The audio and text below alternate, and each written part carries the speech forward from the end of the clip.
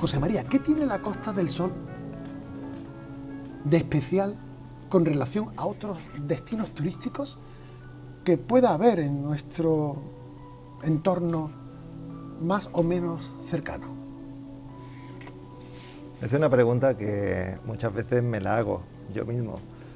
Y yo diría que son una serie de factores, entre ellas las personas que residen en ellas. Para mí el costasoleño o el malagueño o el boquerón, si queremos definirlo así, tiene una química muy especial. Es una persona que acoge excepcionalmente al visitante, y eso que Andalucía es en ese sentido pues muy amplia, muy diversa también, pero el malagueño tiene unas connotaciones que realmente le hacen diferente. Obviamente nuestras playas, nuestro sol, nuestras infraestructuras ayudan mucho, pero sin duda el don de gente es vital. Fíjate que hablas del nativo, aunque lo del malagueño no tenga por qué asociarse a lo nativo, porque uno puede ser malagueño aunque haya venido del Quinto Pino, ¿no? Y bueno, algo cercano es en tu caso, en cuanto a que, si bien viniste al mundo en Málaga capital, ¿no? Pero tu padre no. Y mi madre tampoco. Y tu madre tampoco. Y mucho menos. Con lo cual, lo malagueño es todo aquello donde la gente tiene en común proyectos, ilusiones, vida, futuro. Se ve con una... Yo ahora entiendo a mis padres cuando decidieron venirse a la Costa del Sol a vivir. De hecho, mi madre, como tú bien sabes, viene de la parte norte de Lérida, de Cataluña, claro, de Lérida concretamente, y mi padre de Granada. Exacto. Y fue por motivos laborales, por motivos que se conocieron aquí en la costa, que decidieron vivir y crear una familia aquí. Entonces, y eso pues yo le estoy muy agradecido porque nos han dado la oportunidad de crecer en un ambiente idílico, ¿no? En ese sentido. Con lo cual, la Costa del Sol, con esa potencialidad humana que tú has significado, es porque precisamente ha sido lugar de acogida, de gente con ideas muy similares, ¿no? Y donde había unas condiciones de futuro que pueden ser, ejemplo, la vida de tus padres. Porque hablar de Luis Callejón y de segundo apellido, ¿cómo? Blanco. Blanco. Impone. Al menos para los que hemos estudiado un poco el turismo de la Costa del Sol, y entre las letras de oro bien mayúsculas está el nombre de tu padre. Yo no sé eso cómo pesa en los herederos, los hijos. Pues bueno, cada uno de sus 3 hijos, y yo soy el menor de ellos, pues tuvimos un gran aprendizaje, tanto de mi madre como de mi padre. Mi padre, es verdad que en el sector de la industria turística fue un pionero para muchas cosas, pero siempre había un significado en su solapa, que era una interrogante. Es verdad. Entonces, la interrogante que nos decía: yo puedo conocer mucho de las personas, puedo conocer mucho de las tendencias, de los mercados, del turismo en general, pero siempre va a haber algo por conocer. Entonces, os animo siempre que tengáis esa interrogación muy presente en todo lo que hagáis, ya sea en este sector o bien en otro. Entonces, esa huella la dejó marcada cada uno en nuestro campo, ¿no? Como sabes, cada uno de nosotros 3 somos algo diferentes, pero tenemos cosas muy en común. Claro, es que es muy difícil disociar vuestra personalidad de vuestra familia o de vuestros padres, ¿no? De hecho, bueno, sois 3 hermanos, como tú bien has dicho, Luis el mayor, Mercedes La mediana. del medio y tú el último. Y todos de una manera directa o indirecta marcados por el turismo. ¿Hasta qué punto el turismo ha sido la hoja de ruta de vuestras vidas? Bueno, prácticamente, Paco, desde que nacimos. Estuvimos bien, en el caso de mis hermanos mayores, pues viviendo en hoteles, cuando eran unos chavalines. A ti te pilló una etapa más estable, ¿no? Sí, más estable, más normalizada en Claro. ese sentido. ¿Solimar? Sí, justamente en Benalmádena. Claro. Entonces ya vivíamos en una casa, no era el típico director general de un hotel donde se llevaba a toda su familia. Eso sí pilló a la generación anterior, a mis hermanos. En mi caso no, en mi caso sí que viví la hotelería muy de cerca, obviamente, porque él llevaba en ese momento, si no recuerdo mal, el Castillo Santa Clara, cuando yo era un pequeño crío. Y ya a partir de ahí, pues ya, bueno, tú sabes mejor que yo su No, trayectoria. lo sabes tú, que lo has vivido. Pero no contento con la Costa del Sol, también se metió allende de los mares. Sí, ahí le hemos seguido en cierta forma a casi toda la familia. Él fue un gran pionero a nivel de Cuba, cuando no muchos profesionales del sector creían en ese destino y más en una situación política como la que tenían. Pero sí, él le ilusionaba ese tipo de retos y de hecho impulsó muchísimo el turismo y abrió las puertas al turismo para aquel país tan especial como es la perla del Caribe.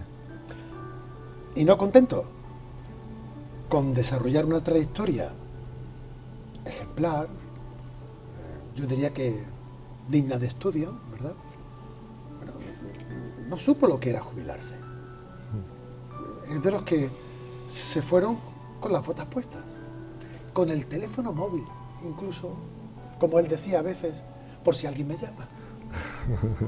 Sí, a mí me hacía mucha gracia porque cuando me empezaba a enviar los primeros correos electrónicos de su puño y letra, pues claro, me hacía mucha gracia porque de hecho compartíamos más o menos oficinas y en un momento dado llegué a trabajar para él, entonces era curioso que me enviara un correo electrónico cuando lo tenía al otro lado del pasillo, pero a él le ilusionaba ese reto tecnológico y estar al día, ¿no?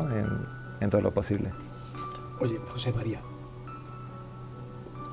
sabiendo que él era como era, ¿sabes lo que a mí me queda de él, sobre todo? Su sensibilidad como ser humano y como hombre que siempre dio la talla de ser joven.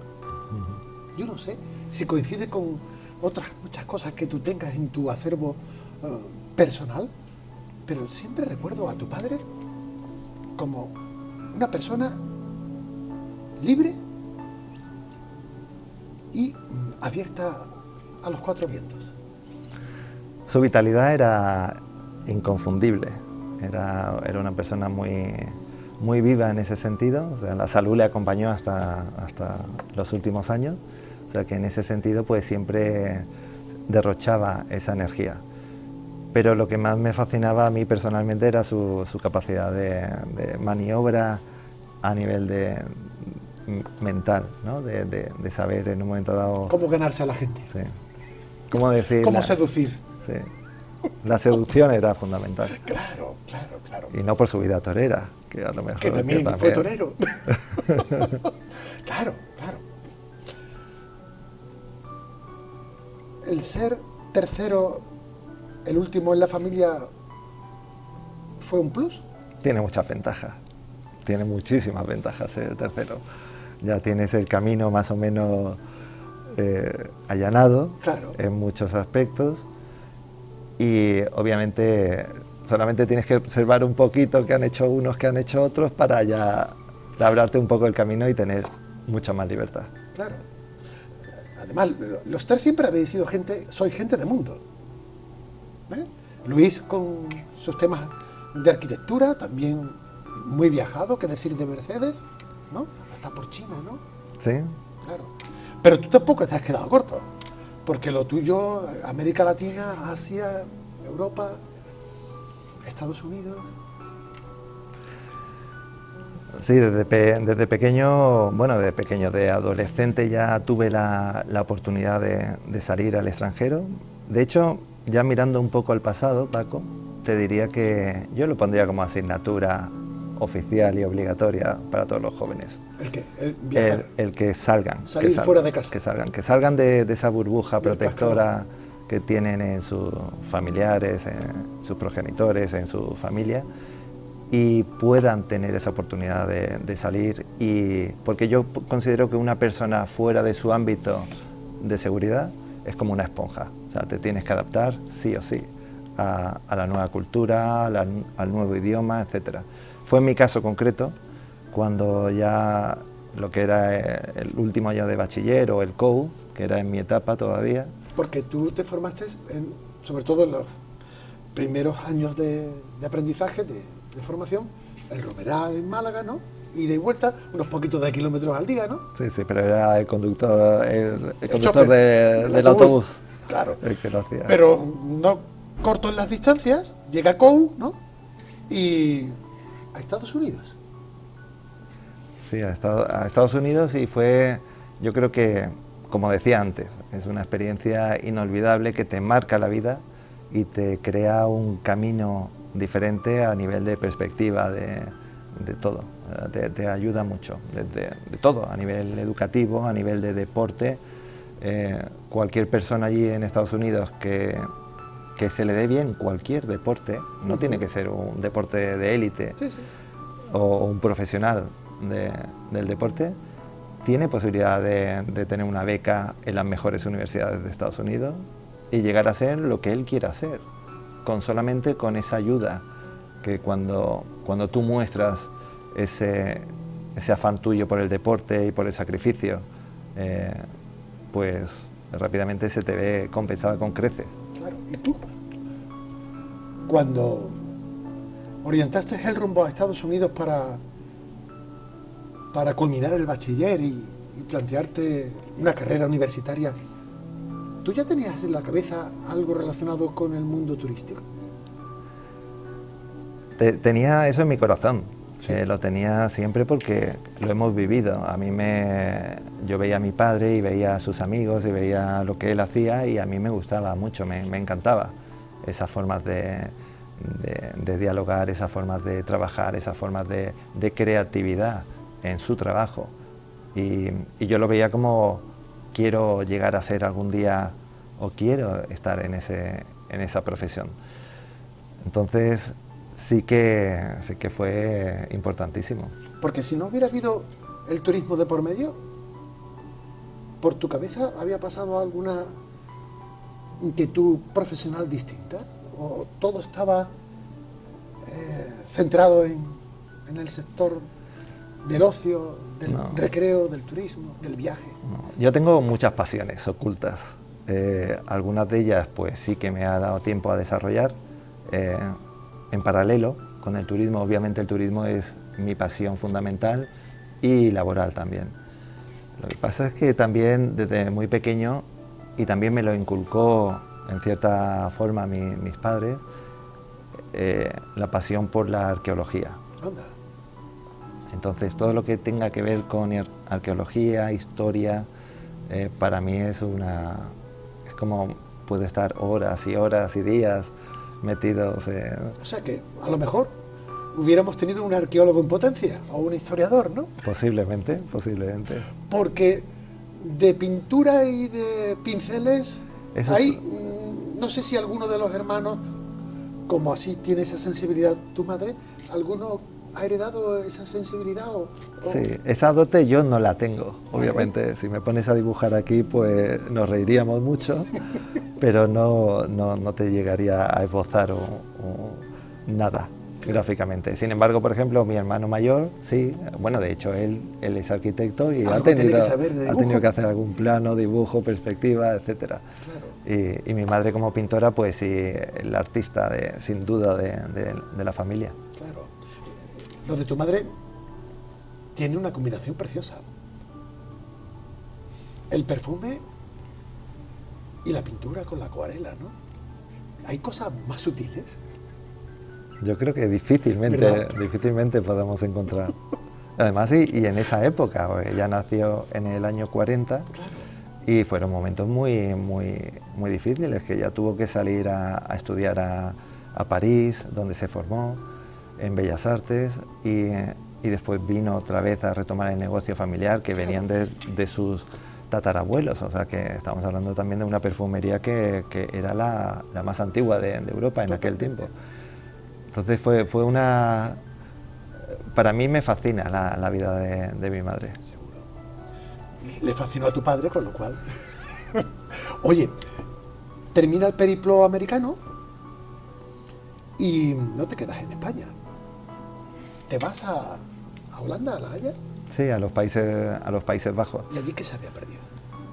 Pues estaba buscando una carrera que me diera esa posibilidad de ejercer el turismo de una forma profesional y con conocimientos vanguardistas. ¿Cómo fue el tenerlo claro? ¿Cómo fue la decisión? ¿Fue meditada de un día para otro o esto ya se venía madurando y se venía planificando? Yo quería ya, desde que estaba en bachiller, quería hacer estudios superiores. No sabía dónde y no tenía ni idea tampoco estaban las facultades de turismo que estaban empezando en aquel entonces. Claro. No todas las universidades ofrecían esa rama de formación.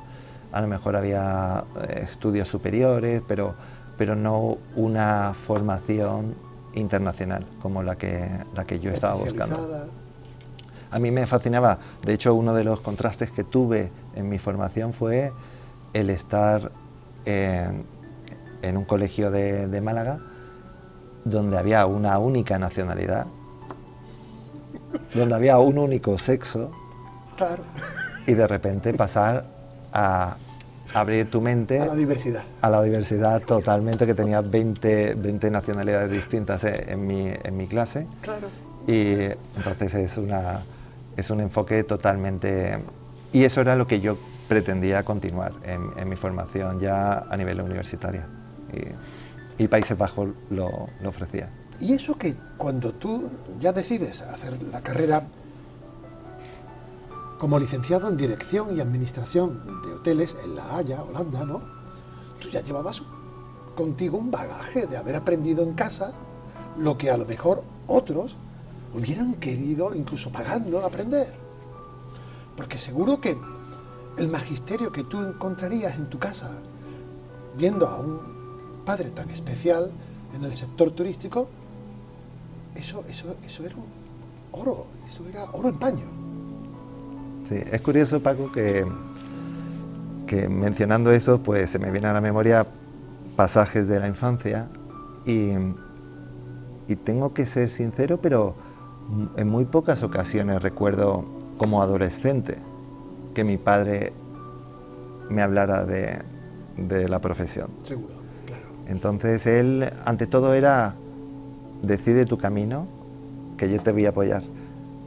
Y eso es un refuerzo brutal, ¿no?, que se le puede dar a un adolescente hoy día, que no marcarle unas pautas concretas. Entonces fue un poco la curiosidad. Cuando te plantea eso un padre, para mí pues crea mucho más interés en saber qué haces, cómo lo haces, de qué se trata. Hablamos de valores, ¿verdad? Sin duda, Más que de materias concretas, sin duda. de sensibilidades, de sacrificios, de lo que es interesante y de lo que no es interesante. Totalmente. Vuelves de Holanda con tu título, ¿verdad? Y abierto al mundo. ¿Y qué pasa cuando con tu título bajo el brazo te plantas delante de la vida y dices, ¿por Sí. dónde me oriento? Voy saltando, o sea, mi apetito por conocer nuevas culturas y nuevas formas de trabajar es insaciable. Entonces, pues doy un salto a República Dominicana, trabajo allí en República Dominicana, después también trabajo en Emiratos Árabes, en el Emirato de Dubái, que hoy día está tan de moda por ser un destino de lujo, que cuando yo fui era desierto y con muy poquitos hoteles, y poco más. Entonces voy aprendiendo cosas de cada cultura que me van enriqueciendo y me van abriendo un poco la perspectiva de las personas en general. Claro, porque si uno quiere adentrarse en el ámbito del turismo, en cualquiera de sus muchos aspectos, lo mejor que puede hacer es adquirir experiencias allá donde se encuentre y allá donde las haya. Y picoteaste República Dominicana, Emiratos Árabes, intentando beber donde hubiera que beber. Sí. Y después ya fueron saltos esporádicos por temas de trabajo, tanto a zona de Caribe, a Cuba, como después a Asia también, principalmente a China, y ya moviéndome un poco con ya proyectos concretos, que es cuando ya empiezo tras la etapa laboral con mi padre, que duró unos años, y concretamente en Cuba, donde tenía un proyecto muy interesante de hoteles, ya entonces decido pues abrir mi propio negocio. Claro. Turístico. Claro. Negocio donde, si no me equivoco, retomas tu lugar de origen, ¿no? ¿Vuelves a la península o a Málaga o lo mantienes allá por donde tú ibas? No, de hecho mi ubicación ya permanece en Málaga prácticamente casi en su totalidad. Ya... Ojo, pasaste también por el hotel Bahía del Duque. Sí, en Tenerife. Bueno, lo que muchos catalogan como uno de los mejores resorts no a nivel nacional, sino a nivel internacional. Como de los mejores hoteles del mundo. Sí, en su momento lo fue. Claro. Hoy día ya tendría que ir a visitarlo para darte mi opinión personal. Pero... Sí, porque tú ahora eres asesor, consultor, experto en esa materia hotelera, pero en otras que iremos contando. Es decir, que te empapaste de todo lo que había que empaparse en distintos ámbitos turísticos. Hasta en el sector marítimo. El sector marítimo, de hecho, aparece en mi vida de una forma casual, porque yo tenía mi negocio establecido de promociones, donde trabajo mucho con administraciones de diferentes comunidades autónomas, regiones, nacionales, que estaban interesadas en posicionarse en mercados emisores, ¿no? Claro. Sobre todo de Asia, claro, y de América Latina. Entonces pues les voy haciendo proyectos de promoción donde me llevo delegaciones españolas para esos destinos, y al contrario. Y llega un momento que ese proyecto pues se me abre cuando se cierra una ventana se abre una puerta, o viceversa. Pues entonces pues tú tienes la posibilidad de seguir ese camino o de mantenerte. Y como siempre he sido inquieto en ese sentido, siempre me ha gustado aprender de nuevos mercados, aunque no tuviera mucho conocimiento. Por ejemplo, el mercado marítimo, yo empiezo sin conocer lo que es un buque, lo que es la proa, lo que es un timón o lo que es un capitán de embarcación. Pero sí, me meto de lleno en ese sector marítimo, y es una de las etapas donde creo que es más fructífera a nivel laboral. Y con un horizonte que sigue siendo muy potente, ¿no? Sí, además que me abría las puertas a nivel internacional nuevamente, y siendo también consejero, asesor de compañías navieras internacionales. Y a mí me da que, por tu perfil, lo poquito que conozco, José María, a ti lo que te gusta en realidad en el fondo es el crear proyectos, el diseñarlos, el ponerlos en marcha, y una vez que estén en vía libre, vámonos a otro, que vengan otros y lo desarrollen. No sé si esa es la intuición correcta sobre tu perfil, porque eres persona inquieta en el sentido de querer formarte continuamente y estar a saltos de mata con tantas iniciativas empresariales, emprendedoras, como con cierta avidez, ¿no? de seguir indagando y explorando en un mundo tan apasionante como es el turismo. creo que estás como pez en el agua. Y eso que el mar también te gusta mucho. Sí, sí. No por la parte naviera, ¿no? Solo, ¿no? Sí, sin duda. Me considero, mejor dicho, una persona que no es que no aguante en un sitio, porque yo en las anteriores empresas he podido trabajar durante 10 años pero sí dentro de esa empresa acometer nuevos retos y nuevos proyectos. Eso sí, que a lo mejor sí que lo llevo en la sangre, posiblemente. Y ahora se me viene a la memoria pues cosas que en su día mi padre pues fue impulsor de hoteles. Hay dos perfiles paralelos. Claro. Sí, sí. Hay muchas cosas que a toro pasado claro. Uno ve que hay muchas similitudes y sí que es cierto. Claro. Oye, muy bien por la parte profesional, la de desarrollarse como profesional, como experto en turismo, y lo personal, ¿dónde iba? La maleta de el José María Callejón Suñé, ser humano, hombre, afectos, relaciones. ¿Cómo se cultivaba? En la parte más personal fui también muy rápido en ciertas decisiones. De hecho, una fundamental fue la creación de una familia, y ya con 25 años ya estaba en esa función. Una familia bien nutrida, ¿eh? Sí, nada más y nada menos que 4. Que si no me equivoco, Carlos, Sara, Pablo y Nuria. Sí, sí, además en ese orden. Yo no podía establecer un orden de chicos, chicas, chicos, chicas. ¿Y cómo compaginabas esa prole, ese padre de familia con tus inquietudes profesionales? Era difícil, ¿no? Bueno, obviamente cuando ya creas una familia hay cierto rango de prioridades. Claro. Y una de mis prioridades era no dormir durante 8 horas del tirón. Eso iba entonces en la responsabilidad, claro. Que tienes que asumir ciertas cosas que antes ni las habías contemplado. Entonces, pero bueno, es una etapa inicial de mucho sacrificio, pero obviamente ahí están 3 mayores de edad ya, y una, la más pequeña, ya con 14 años, o sea que ya... Y yo empujando para que salgan lo antes posible al extranjero. De hecho, ya me están siguiendo algunos de los pasos de su padre. Claro, algo aprendiste de tu propia vida y por tu propio padre, con lo cual no hay mejor magisterio, ¿no?, que enseñar a tus hijos o a tus seres queridos aquello que has aprendido que puede ser de provecho para ellos, ¿no? Eso no lo pueden decir muchos. Y verás, porque sobre todo en los tiempos actuales, ¿no? Uh-huh. Porque buscar tiempo de donde no hay.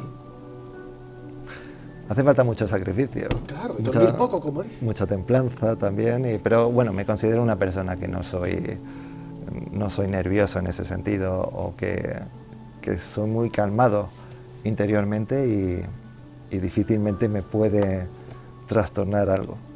Entonces, eso yo pienso que es una ventaja. Hoy veo padres jóvenes y claro, veo que les puede costar, depende del carácter que ellos puedan tener, pues, o una pareja joven, ¿no? Claro. Que depende cómo vean la vida y cómo se lo tomen. Es difícil buscar ese equilibrio, ¿no?, entre la realización personal, profesional, y la realización humana, ¿no?, de las responsabilidades que has contraído como persona que se relaciona con otra y que trae hijos al mundo, ¿no? Qué difícil. Lo digo porque yo a mis años a veces me reprocho cosas. Yo no sé si tú, a los tuyos, hay algo que te reproche en ese equilibrio entre lo profesional y lo personal.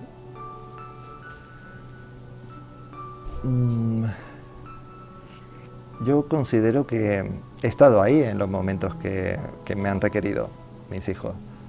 Entonces tampoco soy de ese tipo de padres o de ese tipo de madres que está permanentemente protegiendo a sus pequeños. Hay mando a distancia, ¿no? Claro, debajo del ala o por ejemplo en los grupos de WhatsApp de colegios que tanto se lleva hoy día, que a ver, los deberes que trae mi hijo o mi hija. No, perdona. Los deberes son su responsabilidad. Claro. La mía puede ser la alimentación, los valores, etcétera, pero él tiene que saber, o ella tiene que saber qué tiene, y si le plantan un 0 porque no ha presentado sus deberes o sus exámenes, es su responsabilidad. Y ya estarán los padres para decir, porque si no, al final es que creamos personas, o le vas a decir tú al padre y la madre que les acompañe cuando vayan a trabajar. Claro. Entonces hay ciertas cosas que yo particularmente pues veo que necesitan un poco más de cancha. Sí, pero tú juegas con ventaja y tu mujer también en aquella época, porque dicen los que tienen 3 o 4 hijos como tú, que 4 se educan mejor que 1 o 2. Yo no sé si estás conforme a eso, ¿no? Sí, pero lo que pasa es que cuando son todos tan seguidos, claro, entonces ya no hay esa regla ya no, porque son todos mocosos, sí, al final, sí.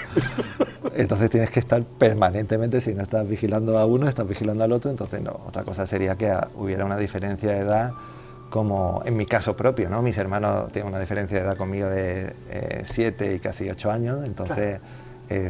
es otra cosa. Oye, y en ese buscar equilibrios entre lo personal y lo profesional, ¿hasta qué punto te ha ayudado este libro? Que cuando te dije, tráete lo que quieras para ponerlo en la mesa, Séneca, consolaciones, diálogos, epístolas morales a Lucilio. Cuéntame el por qué está aquí este libro. Este libro surge ya cuando era mayor de edad, no es que venga de mi infancia. Lo que pasa es que sí le tengo tanto un respeto como considero que es una parte de mi vida importante, porque no solamente cómo lo consigo, este libro es una edición nueva obviamente, como se ve, pero el mío original, que no lo he traído aquí también porque se caía a cachos. ¿Eso qué quiere decir? Que ha sido muy manejado. Sí, bueno, y por otras manos, o sea, yo no era el único. ¡Qué bien! Entonces fue un libro que adquirí en... Hay libros que no se abren, ¿eh? Bueno, también. No, sí. Pero ese que sí adquirí, además fue en un mercadillo de La Habana, que de hecho me lo regalaron junto con otras cosas que compré, y era un libro que ya tenía más de 100 años. Ah, amigo, ya venía curtido. Sí, además con sus anotaciones, y fue eso, enamorarme rápidamente me lo dieron sin yo buscarlo. Fíjate, mira a ti. Y fue ya cogerlo y digo, pero Séneca, un filósofo, yo ahora... En La Habana. Claro, en ese ambiente, un contraste total. Y fue como que, bueno, y ya me cautivó algunas anotaciones que había marcado el lector anterior. ¡Ay, qué bueno!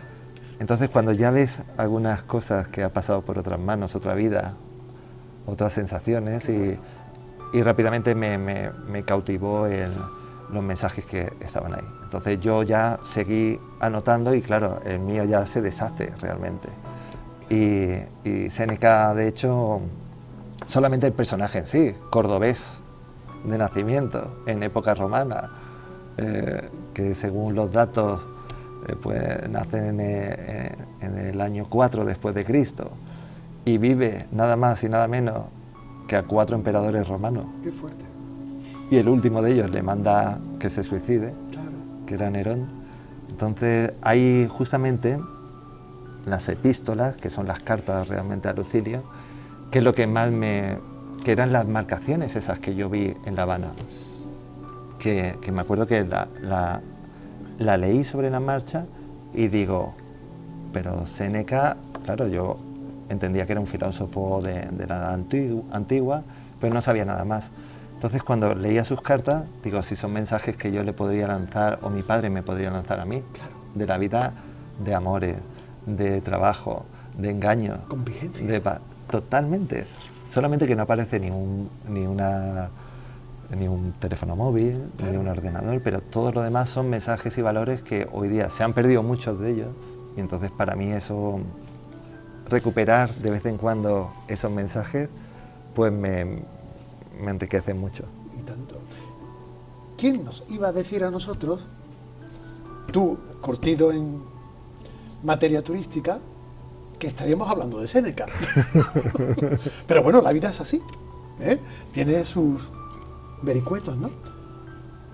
No contento con emprender iniciativas profesionales, aprender, bueno, creo que te surgió como algo insólito que con 35 años, estando de nuevo por aquí, por la costa, te hacen presidente del Escala Internacional Málaga Costa del Sol, del que ahora mismo también lo vuelves a hacer en una segunda etapa.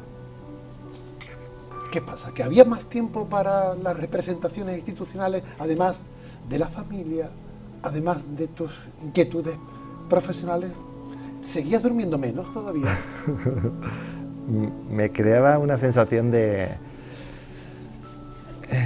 impotencia ciertas etapas laborales en mi profesión, y veía que el asociacionismo no estaba bien representado. Y cuando digo asociacionismo, obviamente tienes la parte de la administración, y veía que el sector no se involucraba como se tenía que involucrar, a la hora de toma de decisiones conjuntas, lo que hoy día se le denomina la gobernanza. Y todo eso pues me hacía que empezar desde nada en una asociación como era Escala Internacional en Málaga. Pero antes habías tomado nota como secretario general de AGETUR, sí. Asociación de Jóvenes Empresarios en España. ¿Con qué edad? Pues más joven, tenía 30 años. Claro. 30 años. Y tú dijiste, bueno, pues el sector tiene que tener interlocución y el sector tiene que tener unidad de criterio a la hora de canalizar proyectos, inquietudes. Es fundamental el empresario y el profesional en general en este sector, y estoy seguro que en otros sectores pasa igual, pero en el sector turístico, como lo veía diariamente, pues veía que la mayoría de esas personas pues no tenían el tiempo, de decir, venga, envío un escrito o una solicitud o una sugerencia para que mejoren mi destino en este sentido. Entonces las asociaciones ahí eran un pilar fundamental de comunicación entre lo que es no solamente el Estado, sino a nivel autonómico, a nivel regional, a nivel provincial, claro, de destino, Costa del Sol. Y Escala Internacional me enamoró no por las personas que llevaban allí décadas, sino porque fue la primera. Fue la primera asociación que se fundó en el 50. Antes que AECOS, antes que cualquier otro, claro. De hecho, organismo. Este año se cumplen 65 años de su aniversario. Claro. Entonces estamos hablando del año 58, cuando el año 58 es que no se pensaba en asociarse, y además viene de mal, porque en el 58 ya estaba tu padre por aquí, ¿no? Sí, algo ya empezaría a mover, vale. Sí, ya estaba dando... Y tú sentías la responsabilidad de no solo estar, sino de participar de manera activa. De ayudar. Yo creo que la palabra era más ayudar y aportar ideas, claro. Porque yo en ese momento, cuando entro, pues entro de secretario, ya paso a vicepresidencia y después ya pues me proponen como presidente. ¿Fuiste el más joven de España? Sí. Y eso que es una entidad donde abunda la gente curtida. Sí, sobre todo la experiencia es fundamental, claro. Y más en nuestro sector, porque hoy día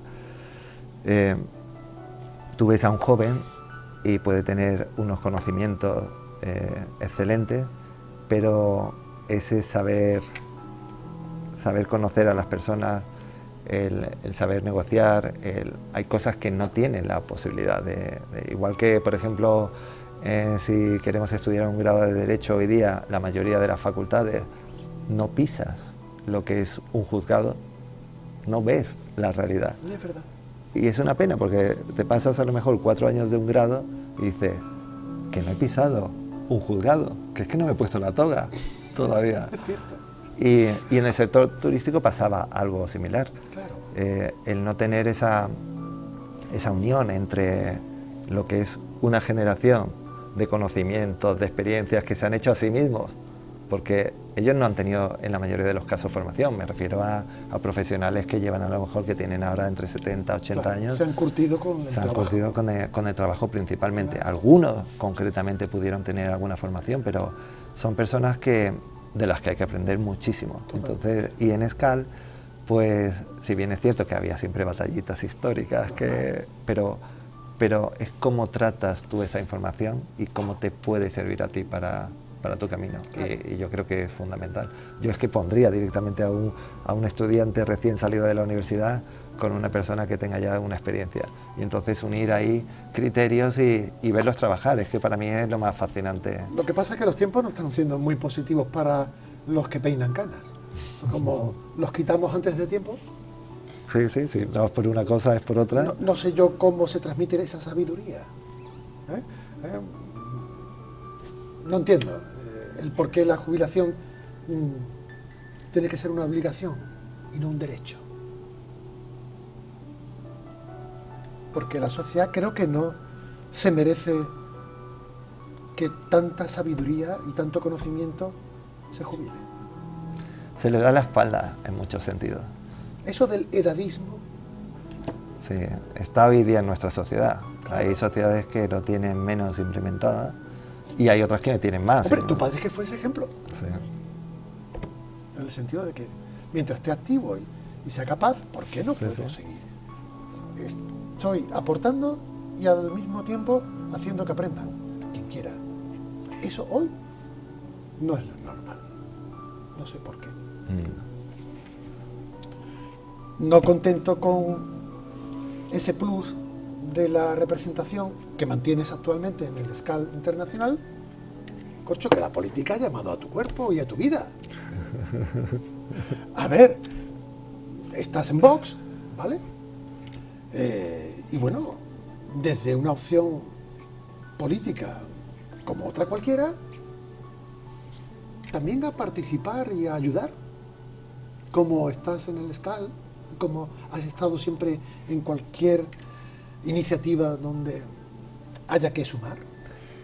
Sí, de hecho mis inicios en el partido, en Vox, fue así de alguna forma. Fue a nivel de asesoramiento, en el ámbito mío más técnico, turístico, y fue de esa forma que empecé a conocer a los equipos de trabajo, empecé a conocer su estructura. Ya de por sí a mí siempre he sido apolítico, nunca he militado en partidos políticos, es más, los he criticado en muchas ocasiones, pero fue un cambio en un momento dado que ves un documental y hablan en este caso del presidente actual, Abascal, y entonces hacen una regresión de sus inicios, donde él militaba en el Partido Popular, en el País Vasco, y claro, cuando yo lo veo tan jovencito, donde le están amenazando en los plenos de muerte, donde le pintan los caballos que te voy a asesinar, donde le ponen una diana, y digo, ese tipo de político me transmite mucho más de lo que me transmiten otros.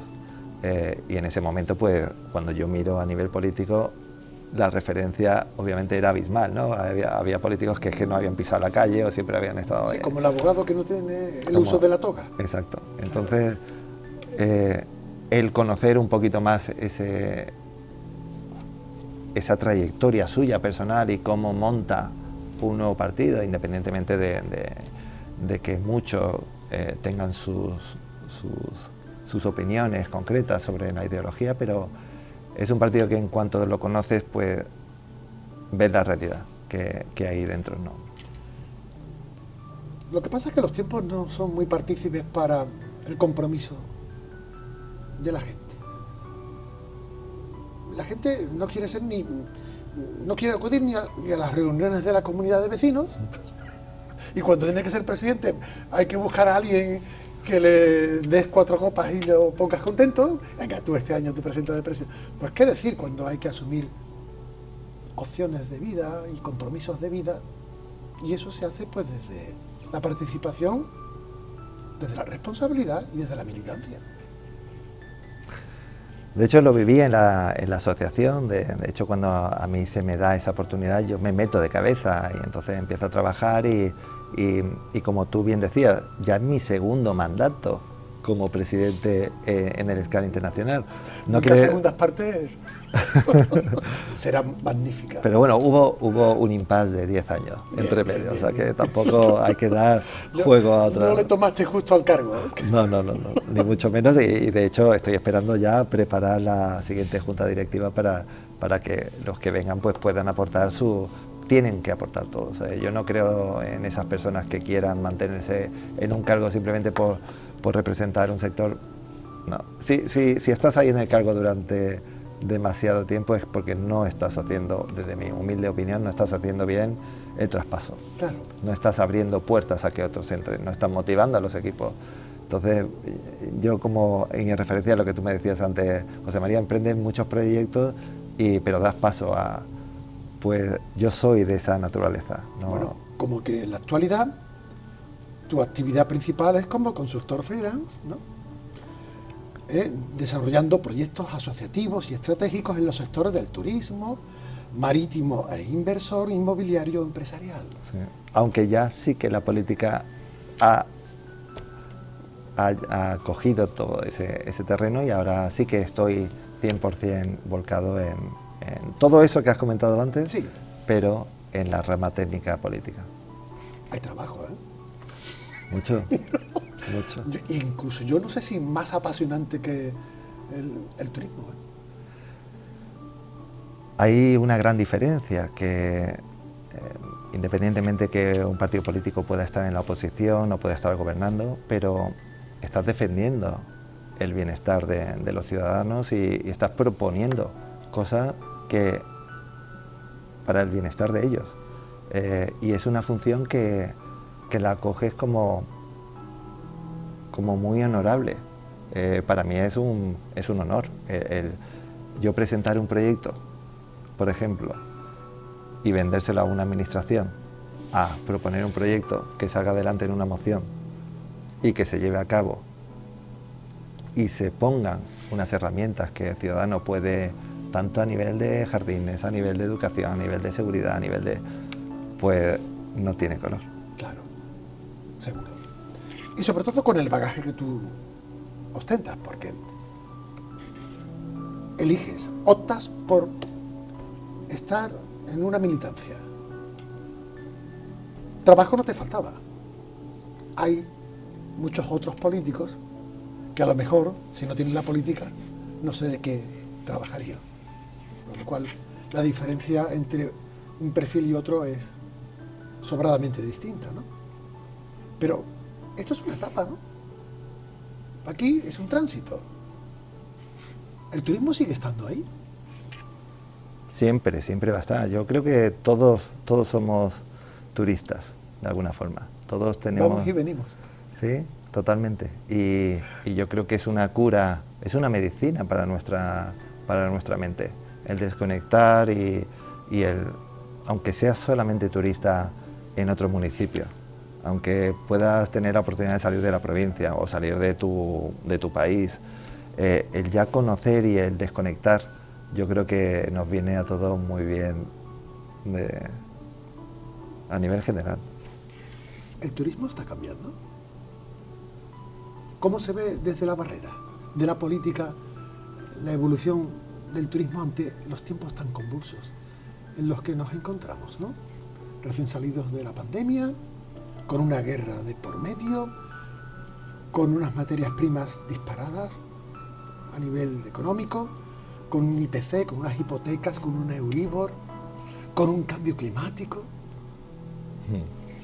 Vienen muchos cambios y ahora mismo yo lo considero personalmente como es una especie de huracán que se está formando, en donde tenderá todo a volver a la calma, pero con muchos cambios a nivel de hacer turismo, a nivel de los nuevos jóvenes que hoy día empiezan ya a ser turistas y ser un mercado potencial enorme que quieren inmediatez absoluta a la hora de reservar, a la hora de contestar, a la hora de... Todo eso tiene que haber muchos cambios en nuestro sector para adaptarnos a lo que viene en ese sentido. Entonces, si un sector se queda igual, pues obviamente retrocede, en mi opinión, pero el turismo es que está siempre innovándose a sí mismo y es uno de los sectores más vivos que se puedan definir. Entonces...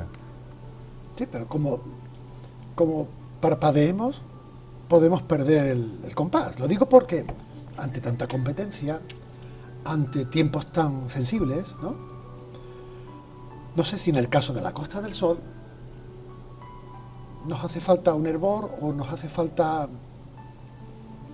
dar un paso hacia adelante ante las expectativas que el turismo pueda tomar en el futuro, ¿no? Sí. No sé si esto está bien encauzado o nos hemos acomodado en sol, playa y ahora sostenible, ¿no? La palabra sostenible, ¿no? ¿Cómo aprecias esta futura evolución que el turismo pueda tener y que en la Costa del Sol estemos al compás de esos tiempos y de esos cambios? Es una buena pregunta la que me haces.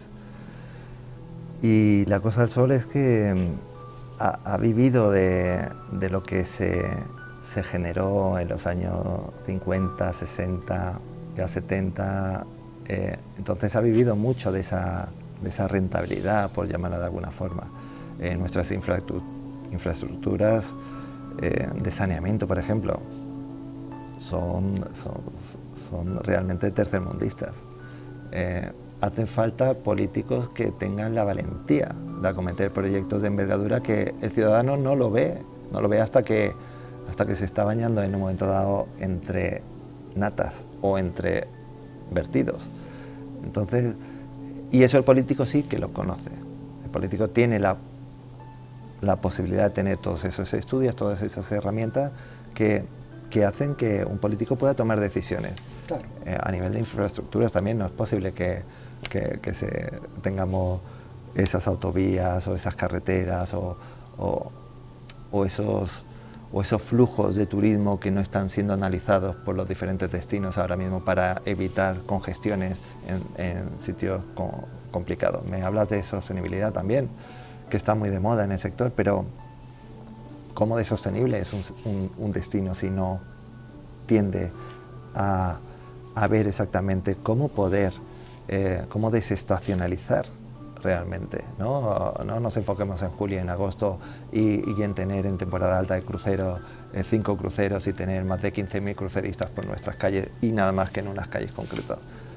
Como administración tienen el deber de desarrollar un plan estratégico para que la ciudadanía no sufra, claro, que no se crea la turismofobia. Exacto. Porque obviamente si yo soy residente, no sé nada de turismo y me veo de repente que mis calles están plenas de turistas, que las basuras de los alquileres vacacionales están en las calles, que no se recogen, que hay mucha más afluencia de lo que hay previsión, entonces obviamente también puede crear como ciudadano la turismofobia.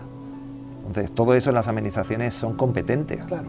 tienen todas las herramientas y si no lo hacen es por falta de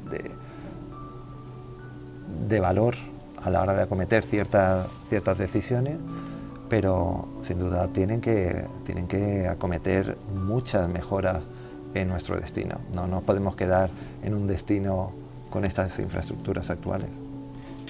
Yo es que no sé, pero los años me van dando una perspectiva, como tú bien dices, de que los tiempos cada vez son más cortos.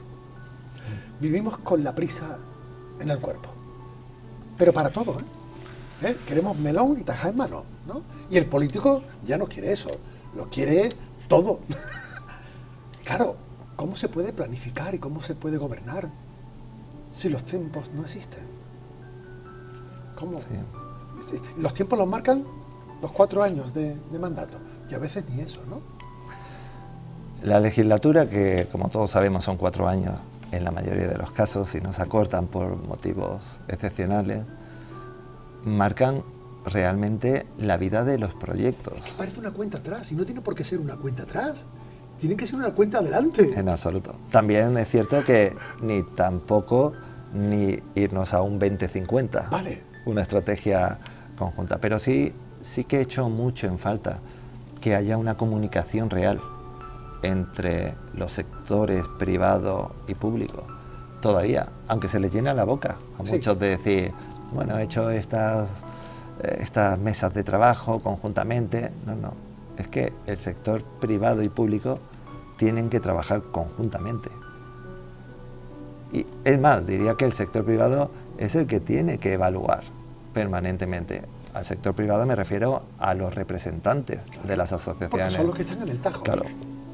Ya sea de empresas de ámbito público, de ámbito privado, empresarios, etcétera. Pero tienen que... Cuando yo veo, por ejemplo, un plan estratégico de Nueva Zelanda, ¿vale?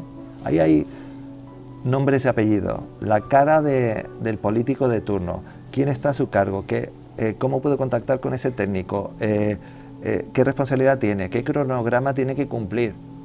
Yo me veo un plan estratégico hoy día y no firma nadie, es una consultora externa la que ha hecho el proyecto. Y ahora la inteligencia artificial.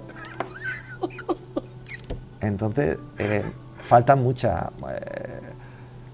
mira, me viene a la cabeza, aunque no tiene mucho que ver, pero una situación de mi etapa con política, cuando yo era del sector privado.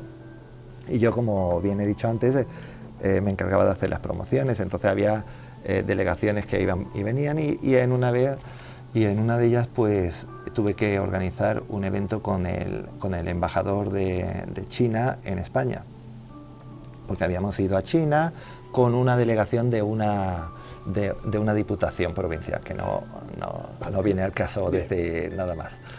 Entonces el presidente de esa diputación provincial, en una mesa abierta, delante de invitados, le dijo: bueno, embajador, ¿y para cuándo China la democracia? Claro. Y ahí ya sale el embajador chino. Sí. Y dice: presidente, permítame que le conteste, pero antes déjeme poner en contexto la situación. Por supuesto, embajador. Y le dijo el embajador chino: si me permite siempre, usted me dijo antes que tenía familia. Dice: sí, 2 hijos. Dice: y usted normalmente por sus tareas laborales suele cuidar de sus 2 hijos en casa, o sea, come con ellos. Bueno, embajador, no. Está mi mujer, que tiene más tiempo libre. Yo lo tengo más complicado a veces, pero bueno, algún fin de semana pues me hago mi barbacoa con ellos, etcétera. Muy bien. Y su mujer le pregunta a sus hijos qué es lo que quieren comer al día siguiente. Claro, el presidente de la Diputación dijo... Va entrando ya en materia. Dice: bueno, pues, hombre, no conozco el día a día, pero alguna ocasión sí que llamaba a mi mujer y me ha dicho: mira, que a nuestro hijo le apetece pescado, a nuestro hijo tal, o ya tiene bastante de tal. Pero sí, le suele preguntar. Ah, bien. Entonces el embajador retoma esa conversación y le dice: con 2 hijos, y le pregunta a veces, dice: ¿qué pasaría si en lugar de 2 hijos tuviera 60 en casa? Menudo problema, ¿no? Le preguntaría cada día qué es lo que le gustaría comer a uno, qué es lo que le gustaría comer a otro, porque ese es el ratio que tenemos de población entre España y China. Y a veces no hay ni comida. Claro. Entonces, claro, ¿cómo voy a preguntar? En ese contexto, pues, obviamente dijo: nosotros tenemos unas prioridades, tenemos un sistema que se puede denominar comunista, pero tenemos unas prioridades, que es dar de comer a toda nuestra población, y ese es nuestro criterio fundamental. Me viene al pelo algo parecido con ciertas mentalidades. Mientras que, por ejemplo, en Alemania, digo, como país medianamente serio, ¿no?, en sus proyectos, a la hora de hacer una obra el proyecto lo hacen en 5 años y la obra en 1 año. Mientras que aquí, el proyecto lo hacemos en 1 año y la obra en 5. Claro, vamos la obra modificando porque no habíamos hecho bien el proyecto. Es una realidad, o sea, nuestra idiosincrasia, para lo bueno o para lo malo, es esa. Obviamente se está profesionalizando en muchos sectores, en el sector turístico también se está avanzando en mucho, pero sí, es una realidad que nos toca vivir. Pero bueno, yo diría una cosa, que después de haber vivido tener esa ventaja de haber vivido fuera, de haber trabajado fuera, y de ver España con esas sombras y luces, yo diría que viva España. Qué bueno.